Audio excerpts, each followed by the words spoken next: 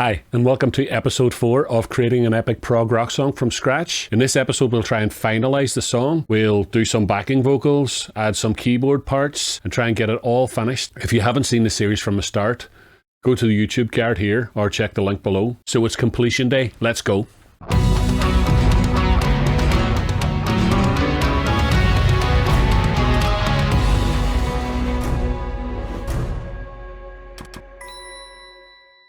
Finishing a song can sometimes be the hardest part of the process, second only to actually getting the song started. I fall victim to procrastination all the time when I try to do either of these things.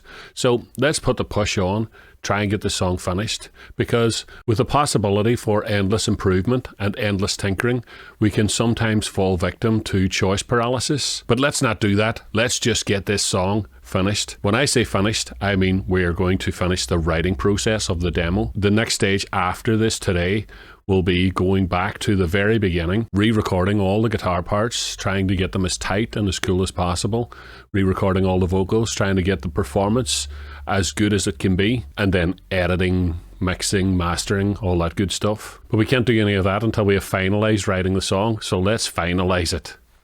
And listening back to what has been recorded so far of the song, there's a moment that I always feel is a wee bit weak. It's the guitar riff that comes straight after the wah-wah solo. Let's have a listen.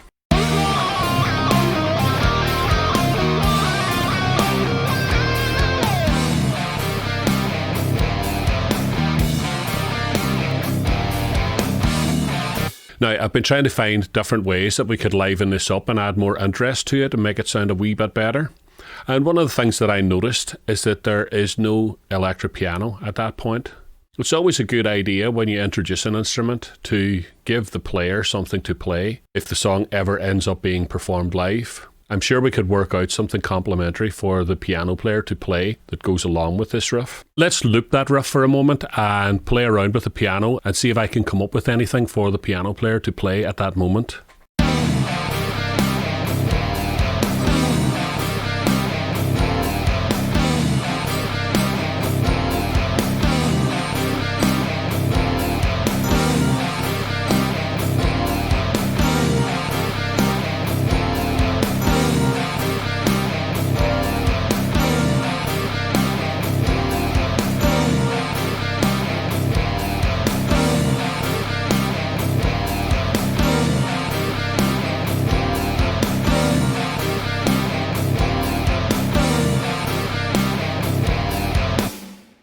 I think I have something, so let's try and get that recorded. Okay, let's see what we have here.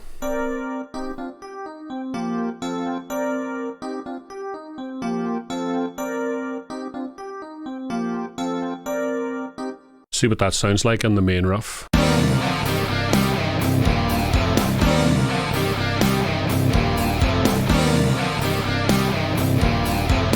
It's kind of a 70s vibe to it, which I sort of like. And it made a bit of an ending part here for the turnaround.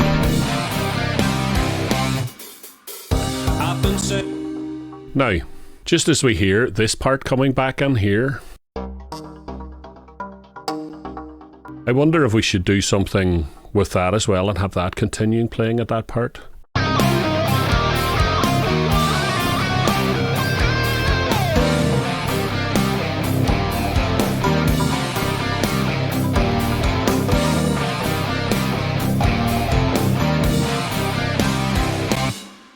Alright, so let's hear what we have here.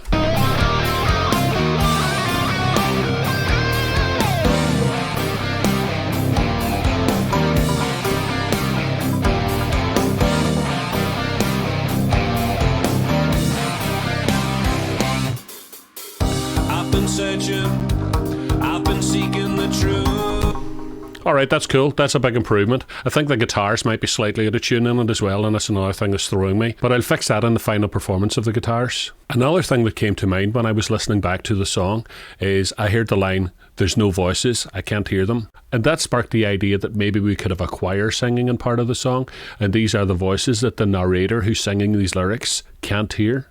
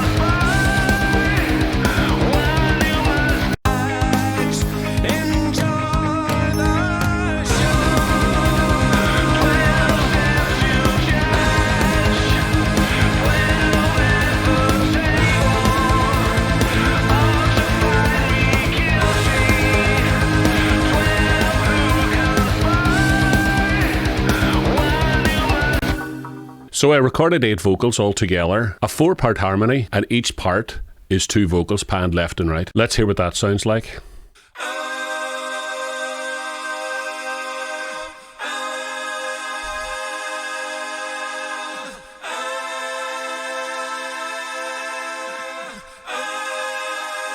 On these vocals, I have very dramatically increased the top end on the vocals to try and bring out the airiness of them, and I've added more reverb and more of everything on them. But it still somehow doesn't sound choiry enough, so maybe I'd like to actually add a sampled choir sound as well, just to add more of that breathiness. This is always one of my go-to choirs, and it's free from Project Sam, so go and download it if you like it.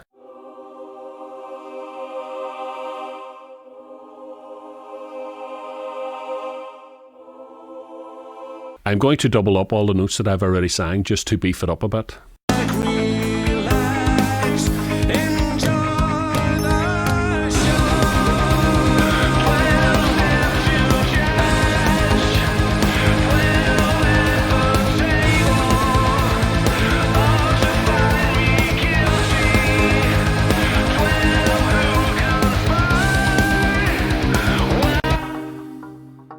Yeah, so that's quite subtle, but let's copy it across to the second part of the chorus.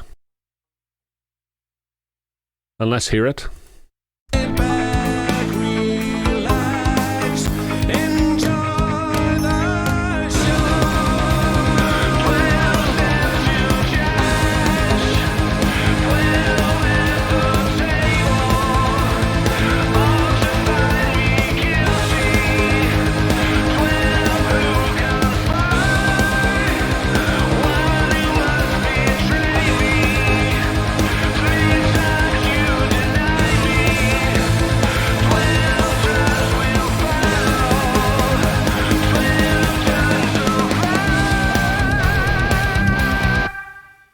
Right, I really like it. I think it adds a lot to the emotion of the song.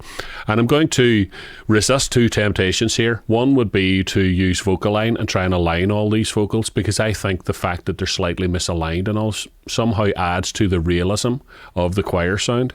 And I'm only going to use it in the second chorus. The first chorus won't have it.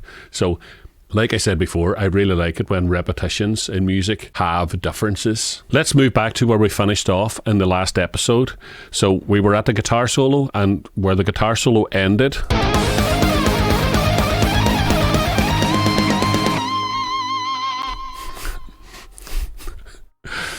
the alternate picking part makes me laugh every time. So I think the obvious thing to do is to go back into the chorus. Let's try that. Let's have a listen to what going back into the chorus would sound like.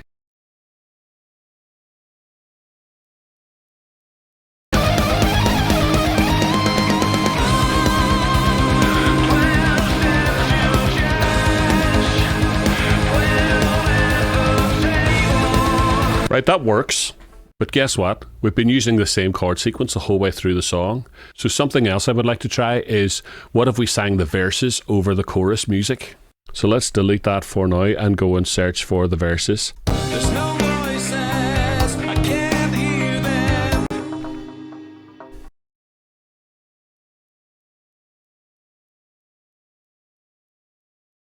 So let's hear what it sounds like now if, when we go back to the final chorus, instead of singing the chorus, we sing the verse lyrics instead.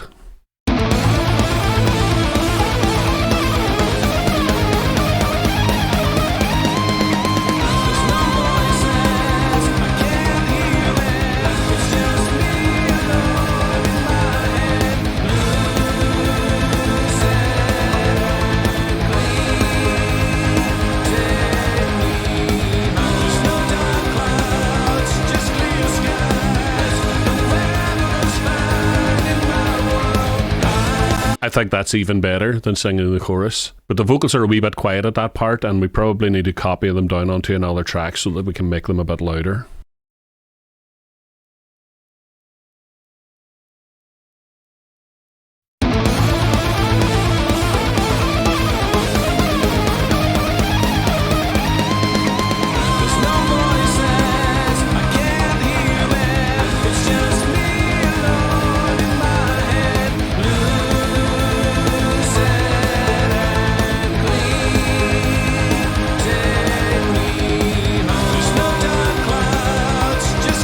That's a bit easier to understand now. Let's take the second verse and do the same thing.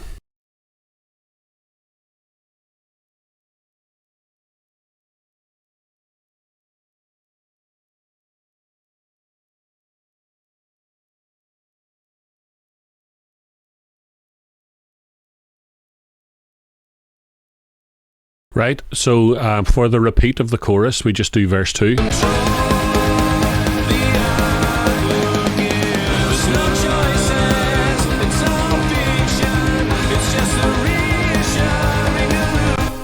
Let's go to the end.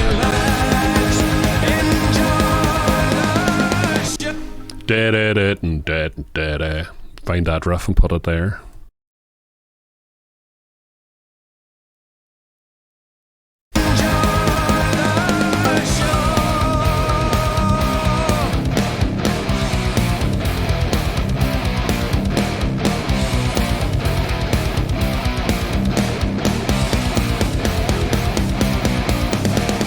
Yeah, and do you remember the riff that we worked at the start of this video? That could possibly make a good ending for us.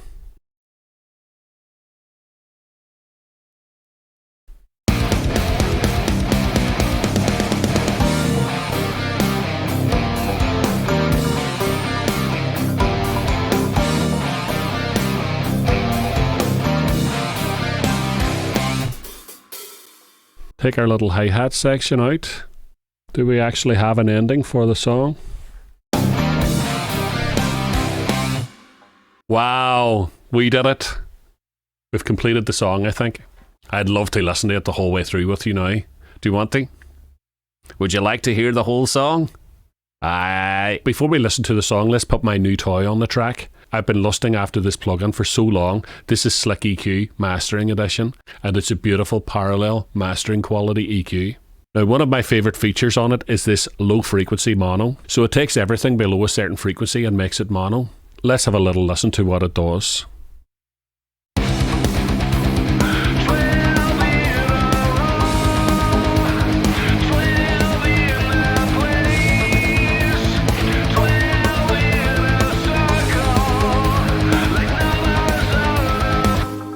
I don't know how you're actually listening back to it. I can definitely feel that it's adding weight to the track, so that's really nice. Let's put a bit of a high shelf on as well, just 1 dB from about 6K. Let's get rid of those pesky low mids and a little bump just to help out the kick drum. So we'll play the song and I'll bypass it and unbypass it, and we'll decide if we think it's an improvement to the track.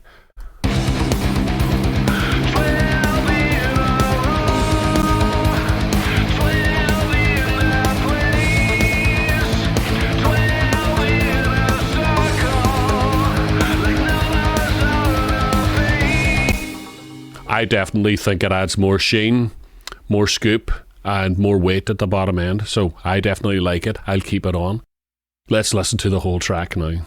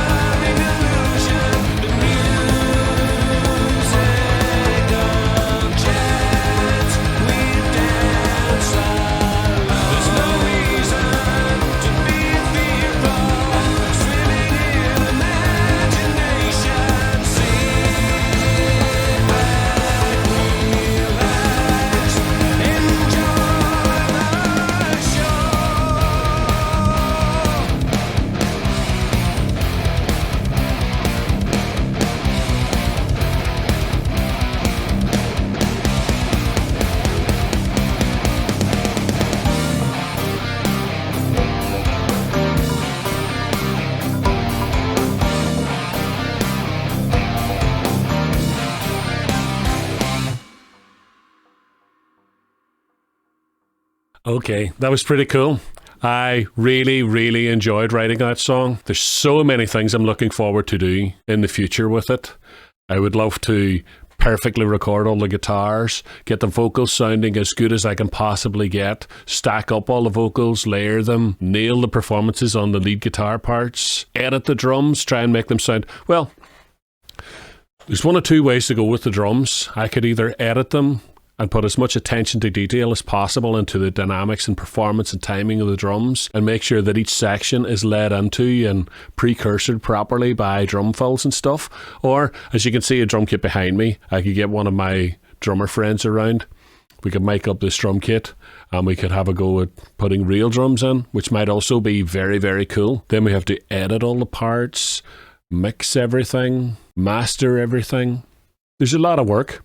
I wouldn't even say I'm halfway through at this stage, but at least this does what a good demo should do. It sets out a vision for the intention of the song and how I imagine it sounding. So I'm really looking forward to the next phase of this project. Listen guys, if you have made it this far to the end of the series, then I really, really appreciate the time and effort that you've put into following this series. It means so much to me and I would really, really love this channel to grow. So support it all you can if it's something that you find interesting. Anyway, I hope that was inspiring and I hope you want to go off and write one of your own prog rock tunes now. That would be really awesome. Thank you guys so much. I hope you find this interesting and enjoyable, and I'll definitely keep doing this until someone tells me that I have to stop. You guys rock!